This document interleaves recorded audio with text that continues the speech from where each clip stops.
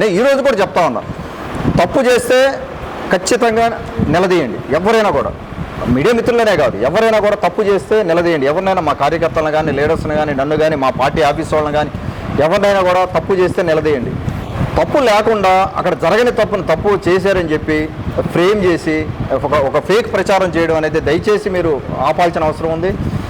ఇంకోటి కూడా చెప్తా ఉన్నా, మేము ఇక్కడ పుట్టి పెరిగినోడినే, 25 ఏళ్ళు ఇక్కడ పుట్టి పెరిగినోడినే, ఇక్కడ కాలేజీలో చదివినోడినే.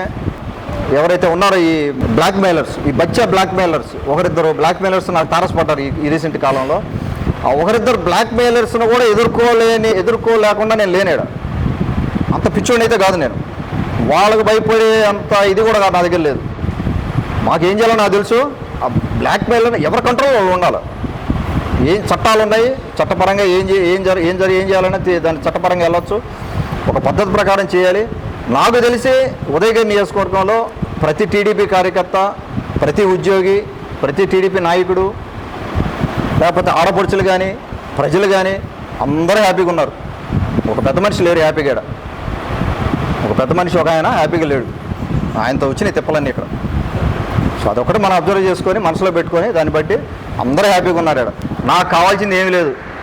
రేపొద్దున మళ్ళీ ఎమ్మెల్యే అవుతానా, లేకపోతే 20 ఏళ్ళు ఎమ్మెల్యే అవుతానా, ఇవి కాదు నాకు కావాల్సింది. నాకు కావాల్సింది 5 ఏళ్ళు నేను వచ్చాను ఇక్కడికి, సాక్రిఫైస్ చేసి వచ్చాను. నేను అంటే సాక్రిఫైస్ చేశానండి మీకోసం, నేనేమో అనట్లేదు. పర్సనల్గా నాకు కొన్ని సాక్రిఫైస్ చేయాల్సి వచ్చింది కాబట్టి నేను చేశాను. మన ఉదయగిరి నియోజకవర్గానికి మనం డెవలప్ చేసుకోవాలని ఉద్దేశంతో వచ్చాను. 5 ఏళ్ళు ఖచ్చితంగా ఉదయగిరి నియోజకవర్గం రూపురేఖను మార్చి తీరతాను. నాకు ఎవరు అడ్డం రాలేదు. ఎవరు అడ్డం వచ్చినా కూడా మొత్తం తొక్కుతూ పోతాం.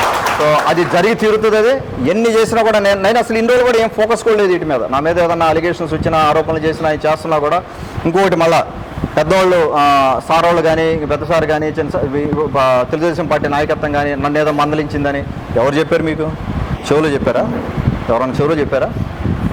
ఎవరు చెప్పారు స్వామి? మందలిచ్చారు. నోటికి ఏది వస్తుంది, ఏది పడితే అది హెడ్లైన్లు పెట్టేసి, ఏది పడితే అది రాసేసి దాన్ని మళ్ళీ సర్క్యులేట్ చేయడం, ఒక పనికి మళ్ళీ దాన్ని సర్క్యులేట్ చేయడం. ఏం చేతగానాలు అనుకుంటున్నారా? అన్నీ తెలుసు నాకు. మొత్తం ఏం జరిగేది మొత్తం తెలుసు. మనకు ఇంటెలిజెన్స్ వస్తుంది, మనకు అన్నీ చెప్తూ ఉంటారు. ఏమీ లేదు అటువంటిది. అందరూ హ్యాపీగా ఉన్నారు. సార్ మాకు ఎప్పుడు కూడా చంద్రబాబు గారు కానీ, లోకేష్ బాబు గారు కానీ, పవన్ కళ్యాణ్ కానీ ఎప్పుడూ డైరెక్షన్ ఇస్తూనే ఉంటారు. వారు కేవలం వాళ్ళ ఆలోచన అంతా వెనుకబడిన ప్రాంతాలను ఎలా డెవలప్ చేసుకోవాలి, మన ఎమ్మెల్యేలకి మనం ఎలా సపోర్ట్గా ఉండాలి, రేపొద్దున మనం ఎలక్షన్ ఎలా ఫేస్ చేయాలి, లోకల్ బాడీ ఎలక్షన్స్ అవ్వచ్చు, రేపొద్దున 29 ఎలక్షన్స్ అవ్వచ్చు.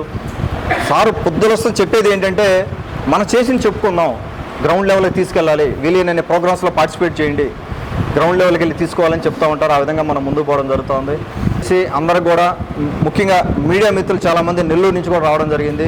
మీడియా పెద్దలు వారందరికీ కూడా నమస్కారం. అందరికీ కూడా నమస్కారం ఇక్కడ వచ్చినందుకు.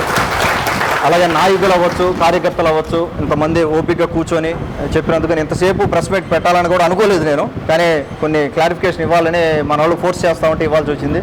దయచేసి ఓపిక అయినందుకు అందరికీ కూడా నా ధన్యవాదాలు తెలుపుకుంటాను.